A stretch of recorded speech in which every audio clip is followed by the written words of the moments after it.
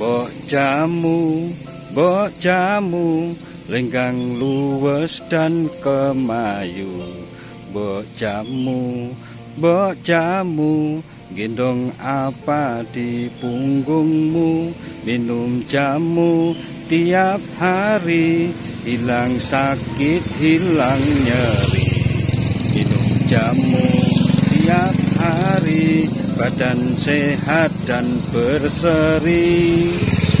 Biasakan minum jamu tiap hari, masyarakat sehat, negara kuat.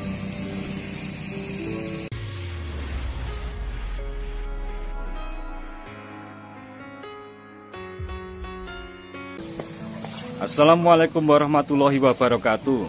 Sahabat Datar Media, saat ini kita berada di Gapura depan Dusun Kiringan, yang merupakan salah satu desa wisata yang ada di wilayah daerah istimewa Yogyakarta. Desa wisata Jamu Kiringan ini terletak sekitar 16 km di selatan kota Yogyakarta, yang merupakan sentra dari perajin jamu gendong. Seperti apa wajah desa wisata Kiringan ini? Simak terus videonya sampai selesai.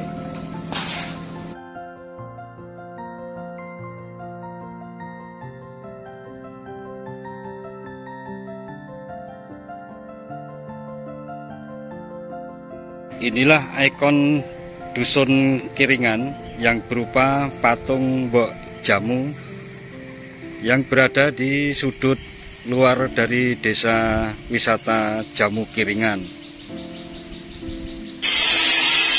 Nah, sahabat Datar Media, saat ini kita sudah berada di tengah desa wisata Jamu Kiringan, dan ini adalah pendopo utama yang sering dijadikan untuk acara-acara yang berkaitan dengan kegiatan di desa wisata Jamu Kiringan ini.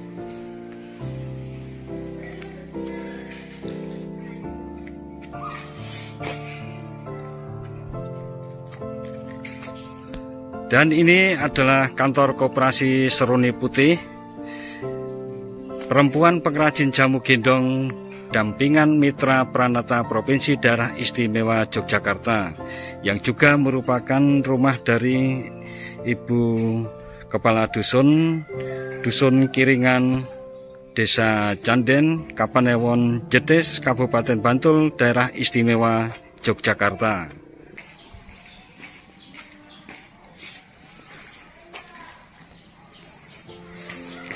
Assalamualaikum, Bu. Ini dari Datar Media, Bu, ingin minta waktu luangnya sebentar untuk berbincang-bincang sejenak mengenai segala sesuatu tentang desa wisata Jamu Kiringan dan sejarah mungkin berdirinya Koperasi Seruni Putih yang menaungi beberapa pengrajin dari jamu gendongan yang ada di desa wisata Jamu Kiringan ini, Bu. Oh ya, monggo Mas, silakan duduk. Assalamualaikum, Bu Duko. Waalaikumsalam warahmatullahi wabarakatuh. Nah, saya dari channel Datar Media, Bu Duko, ingin mengetahui lebih jauh tentang desa wisata Jamu Kiringan ini, Bu Duko. Jadi kalau menurut Bu Duko, ini sejarah berdirinya desa wisata Jamu Kiringan ini gimana ceritanya, Bu Duko? Ya, karena mayoritas penduduk Kiringan itu semua produksi jamu atau penjual jamu, membuat jamu, produksi jamu, terus dijual sendiri itu banyak banget, sekitar kurang lebih 132 lebih gitu, untuk pengrajin jamunya. Nah, waktu itu tahun habis gempa ya, tahun 2012.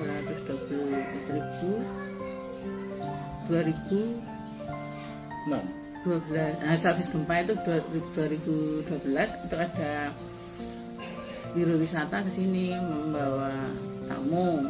Bu, saya besok mau membawa tamu. Berapa kalau belajar jamu seperti itu? Ya, saya terima.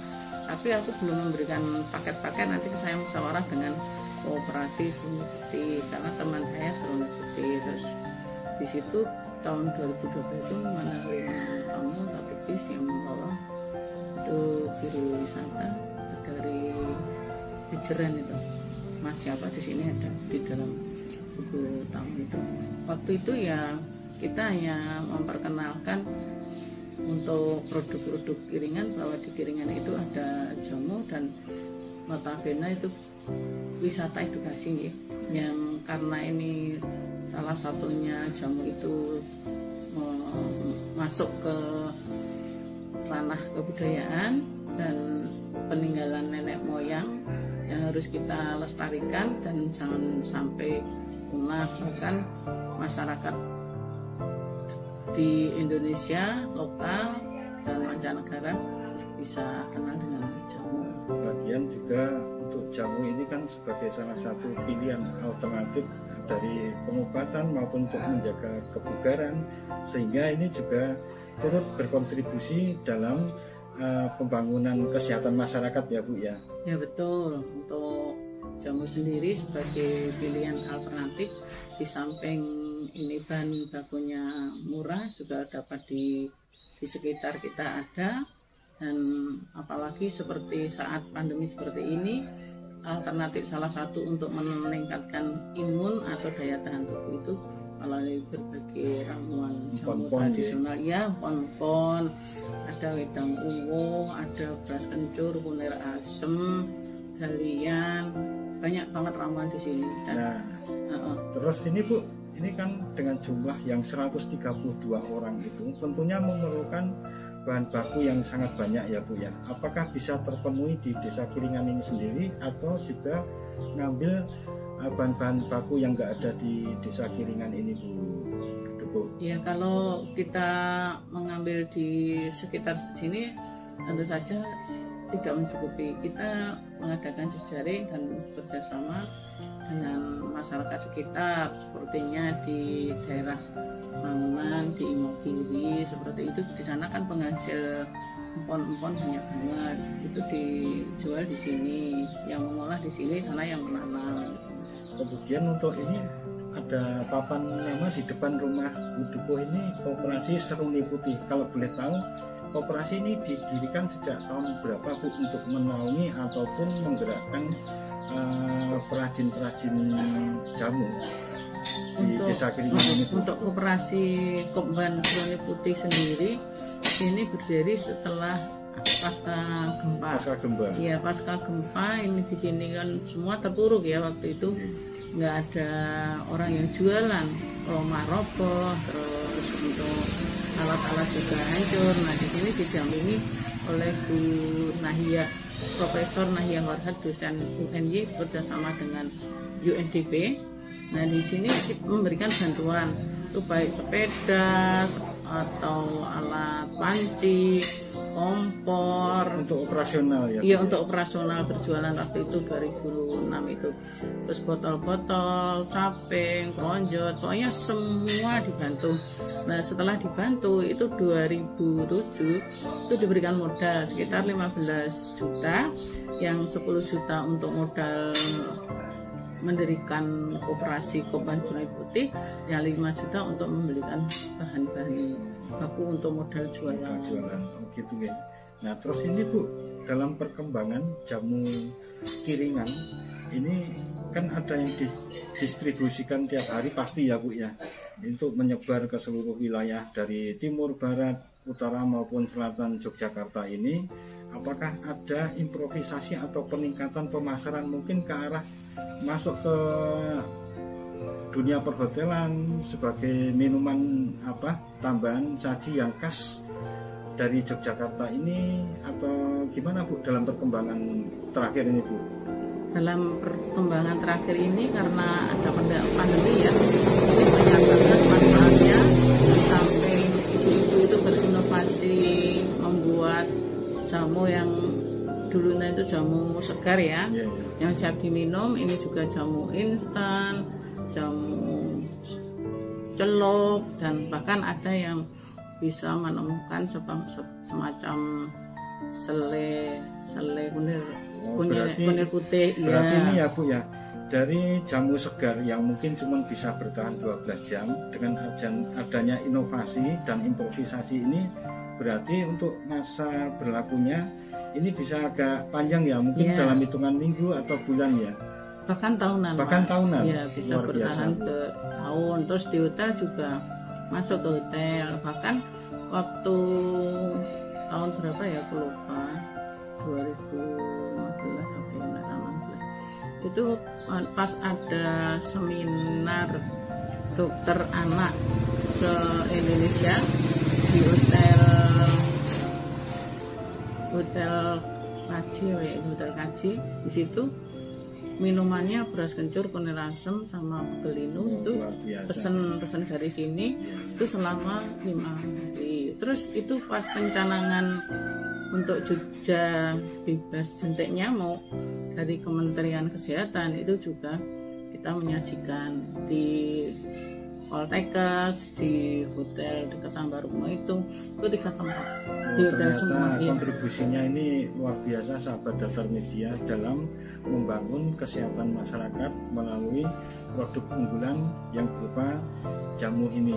Kemudian Bu, kalau boleh tahu, ini kan jamu di sini sudah menjadi sesuatu yang bisa menggerakkan roda perekonomian tentunya buat masyarakat dusun Kiringan ini sendiri ya Bu ya.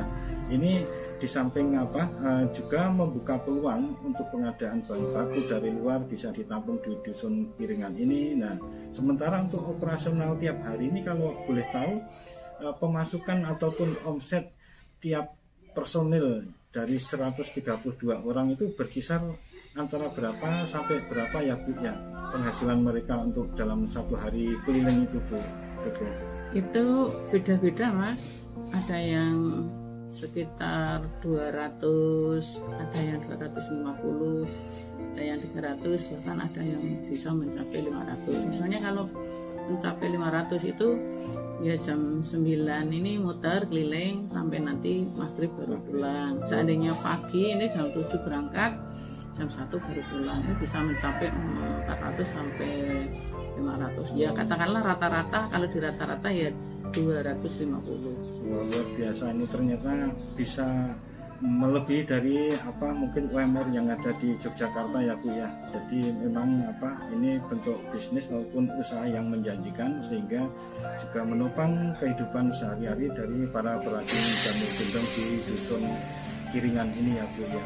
Betul Mas, betul. Ya Bu, terima kasih atas waktunya Bu. Kami dari Datar Media cuma bisa berharap semoga kedepannya desa wisata Kiringan ini makin dikenal luas di kalangan masyarakat Yogyakarta khususnya, dan mudah-mudahan juga keluar Yogyakarta sehingga menjadi desa wisata yang menjadi tujuan utama dari sisi edukasi maupun dari sisi kesehatan secara luas Bu Duku. Oh iya. Boleh saya tambahkan ya?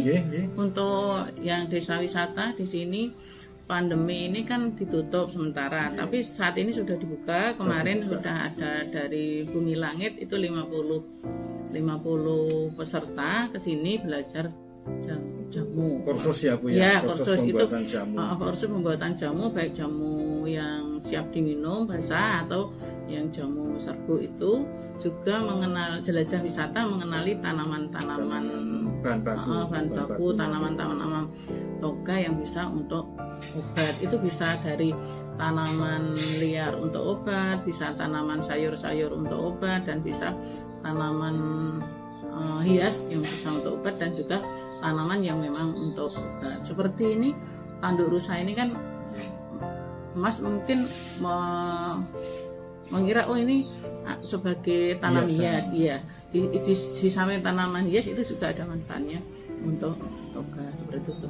Terima kasih banyak Bu Dukuh atas penjelasannya. Nah sahabat Datar Media, beruntung sekali pagi ini Bu Dukuh bisa memberikan penjelasannya yang tentu saja bermuatan nilai-nilai edukatif, terutama tentang pengetahuannya tentang jamu yang berkontribusi besar di dalam meningkatkan kesehatan masyarakat, sehingga dengan biasakan minum jamu masyarakat sehat kuat, negara kuat.